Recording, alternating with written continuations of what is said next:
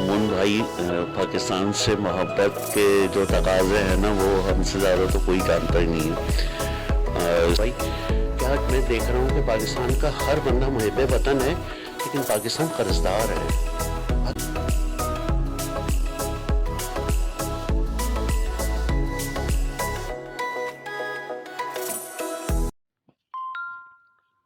اعوذ باللہ من الشیطان الرجیم، بسم اللہ الرحمن الرحیم. معزز سامعین السلام علیکم. سید محبوب احمد چشتی آپ سب سے مخاطب ہے. مدت سے پنپتی ہوئی سازش نے ڈبویا، مدت سے پنپتی ہوئی سازش نے ڈبویا، کہنے کو میرے شہر کو بارش نے ڈبویا. دنیا میں اگر جائزہ لیا جائے تو کچھ ریکارڈ کے حساب سے بات کی جائے تو سب سے زیادہ بارشیں کولمبیا میں ہوتی ہیں 3240 ملی میٹر، اور سب سے کم بارش مصر میں 18 ملی میٹر، جبکہ دنیا کے 195 ممالک میں ہونے والی ایوریج بارشوں میں پاکستان کا جو نمبر ہے وہ 140 سے زائد یعنی کہ 145 ہے، 145واں ہے. جہاں سالانہ جو ایوریج اوسطاً بارش ہوتی ہے وہ 494 ملی میٹر کے قریب ہوتی ہے یا اس سے کچھ زیادہ ہوتی ہے. دنیا میں 144 ممالک ایسے ہیں جہاں پاکستان سے زیادہ بارشیں ہوتی ہیں، اور اس سے وہاں کی نظام زندگی جو ہے وہ دیگر ممالک ہیں وہ بہت کم متاثر ہوتا ہے. اور پاکستان میں جو 144 ممالک میں 145واں نمبر آتا ہے تو وہاں پر 494 ملی میٹر اوسطاً بارش ہونے پر اس کو قدرتی آفات کہہ کر اپنی سیاست کو چمکایا جاتا ہے، اپنی نااہلی کو اور بدترین کارکردگی کو پسے پش ڈالتے ہوئے اپنی چھپانے کے لیے اس کو قدرتی آفات کا نام دے کر اس کے اوپر فنڈ اور دیگر ممالک سے روتے ہوئے کھرب پتی اشرافیہ جو ہے وہ قرض مانگتی ہے، ڈونیشن مانگتی ہے اور اپنے آسائشوں کا انتظام کرتی ہے ارباب اختیار.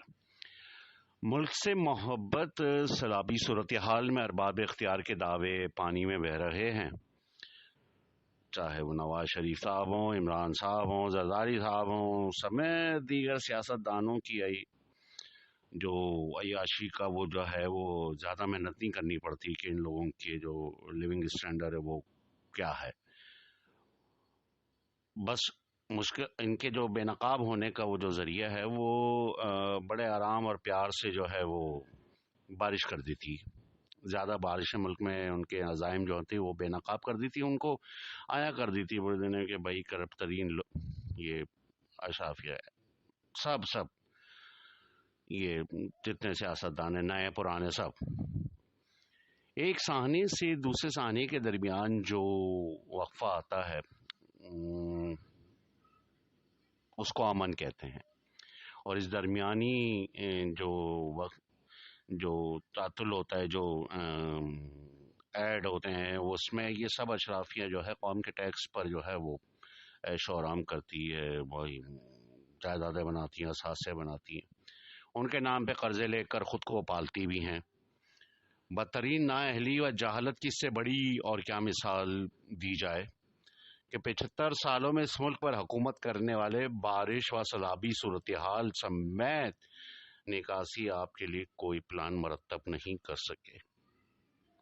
اس تمام صورتحال میں مجھے ایک مٹکا بڑا فخر محسوس کرتا ہوگا کہ جب انسان نما بے ضمیر مفاد پرستوں حوث زدہ اشرافیہ کو چکنا گھڑا کہا جاتا ہوگا. بدترین نااہلی غیر مہذب معاشرے میں یہ حیوانی طرز فکر نہیں ہے تو اور کیا ہے کہ اپنی حوث و لالچ کام نہ کرنے کی صلاحیت کو یہ ارباب اختیار قدرتی آفات پہ ڈال کر بڑی ذمہ ہو جاتے ہیں. قوم کے ٹیکس پر پلنے والی ارباب اختیار بھیک نما امداد دے کر انسانیت کا مذاق بناتے ہیں، برسوں سے چمٹے ہوئے اور نئے نکارہ و نا اہل ارباب اختیار قوم کے نام پہ قرضے لے کے خوب عیش و عشرت کی زندگی گزارتے ہیں، لیکن حافظ زادہ اشرافیہ کا پیٹ بھرنے کا نام ہی نہیں لے رہا۔ پورے ملک میں ہونے والی سرابی صورتحال کو قطعی طور پہ قدرتی نہیں کہا جا سکتا، مکمل طور پہ قدرتی نہیں کہا جا سکتا، یہ ایک سازش اپنی نااہلی ہے۔ بہترین انتظامات کرنا آپ کا کام ہے، لیکن اگر وہ آپ بہترین انتظامات نہیں کریں گے تو اس کو قدرتی آفات آپ اپنے مقاصد کے لیے استعمال کرتے ہیں کہ اپنی نااہلی اور بدترین نااہلی کو پچھلے 70 سالوں کے اندر آپ جو ہے وہ نہیں سنبھال سکے، ایک دوسرے پہ الزامات لگاتے رہے اور یہ کہتے رہے کہ فلانا کر کے گیا فلانا کر کے گیا، اور حکومت سے چمٹے رہے، آتے رہے جاتے رہے اور اس قوم کو برباد کرتے رہے۔ قدرت کو بھی رحم آتا ہے، وہی اللہ تو ہم سب کو سنبھالتا ہے۔ اللہ پاکستان کا حامی و ناصر ہو۔ پاکستان زندہ باد، محب وطن پائندہ باد۔ اللہ حافظ و ناصر۔